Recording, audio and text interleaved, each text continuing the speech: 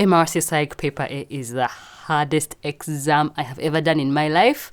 The pass rate has historically been as low as 40%. It's ridiculous. But guys, finally I passed, and in this video I'm going to be sharing exactly what I learned along the way and what I found helpful. The MRCPsych Paper A is one of 2 theory exams that are needed by the Royal College of Psychiatrists if you want to train as a psychiatrist.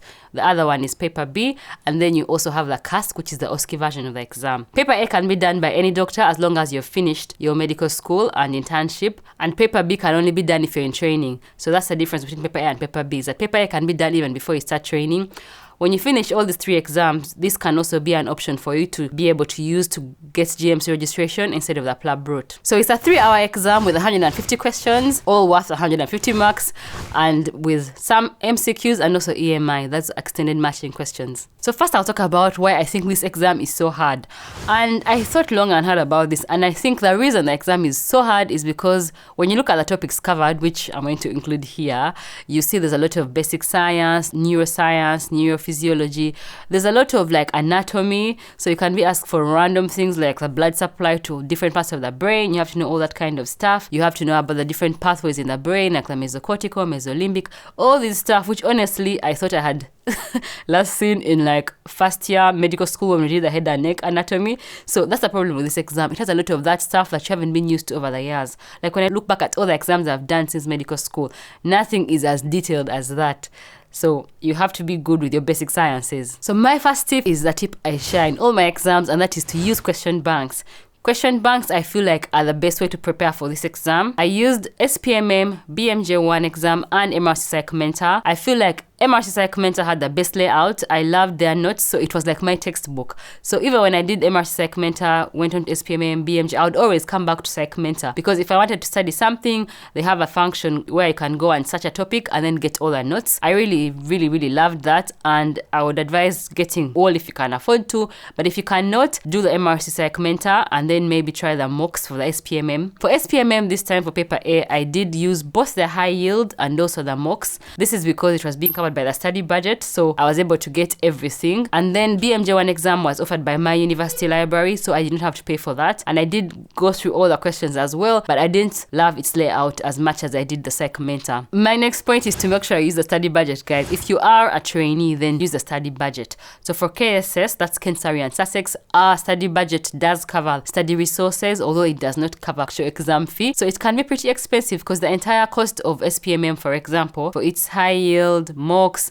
and some other video course, I think is around £700, and the cost of this exam is nearly £500. It's a lot of money, and if you have some way to get a study budget, try and use that. My next point is to contact your library and see if they can give you any resources for free. So like I mentioned, for me, my BMJ 1 exam resource was got from the library, so they gave us access to BMJ 1 exam without having to pay for it, which was really great. So I feel like for this exam, the more resources you can get, the better. The more time you can get, the better. My next tip is to use study leave, because you're going to need a lot of time for this exam. For us at KSS, we do have an MRCPsych course that runs on alternative Thursdays, and in that course we actually study the different topics that come up in the exam. If your deanery has an MRCPsych course, I would highly advise signing up for it, because they're going to teach you everything you need to know. It's really good practice. Consider using the college resources. The Royal College of Psychiatrists also has its own resources. First of all, they have an exam blueprint that shows you everything that you need to cover for this exam. They also have Tron, that's Trainees Online, that has different modules. They have courses, videos, lectures that can be really helpful. I did not really use this, to be honest,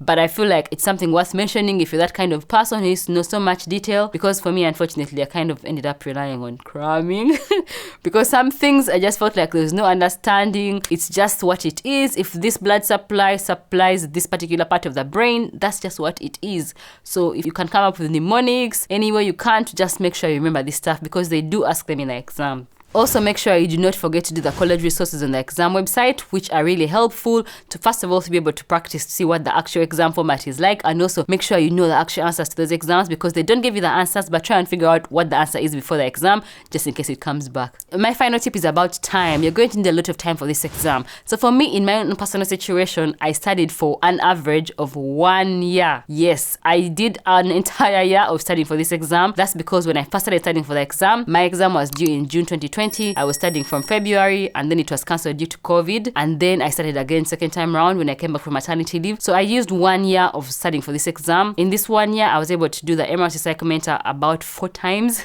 I did it 2 times the first time I was studying, and then the second time. And then I used SPMM about 2 times, and I used BMJ 1 exam once. And in all those, if you have limited time, I would advise, as I said, use MRCPsych mentor for the most part of your studying, and then use the SPMM mocks. Let me know when are you doing your exam. If any of my tips are helpful, please do let me know in the comments when you do finally pass. Thanks guys. If you like this video, please give it a thumbs up. And if you want to know how I passed the MRCPsych Paper B, then watch this video next.